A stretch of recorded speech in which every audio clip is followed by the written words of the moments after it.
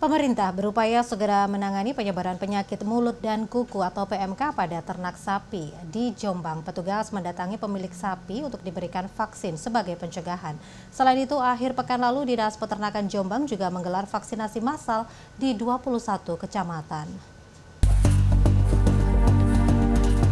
Petugas Pusat Kesehatan Hewan Kecamatan Diwe, Jombang, Jawa Timur, Sabtu siang mendatangi kandang sapi di Desa Suko Pinggir, Kecamatan Gudo, Jombang. Petugas membawa vaksin untuk mencegah penularan penyakit mulut dan kuku pada sapi.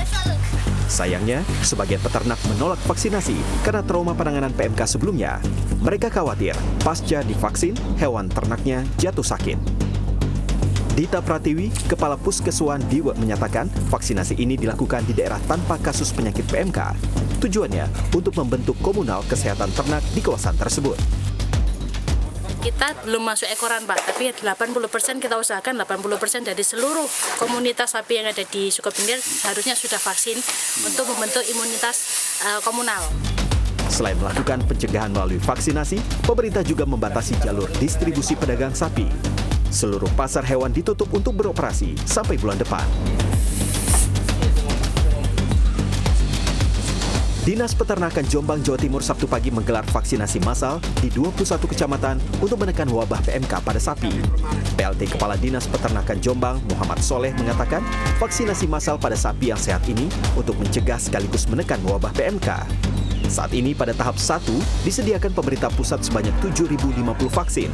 Sementara populasi sapi di Jombang sebanyak 70.000 ekor, sehingga untuk vaksin massal berikutnya akan menyusul. Kita berupaya keras bagaimana agar penekanan wabah PMK di Kabupaten Jombang akan kita upayakan kita minimalisir. Sementara peternak mengaku lega adanya upaya vaksinasi sebagai pencegahan penularan wabah PMK. Pemerintah sebaiknya itu tanggap dan istilahnya itu situasi peternak. Saya minta diperhatikan dan jangan sampai tahun-tahun yang sebelumnya itu agak terlambat.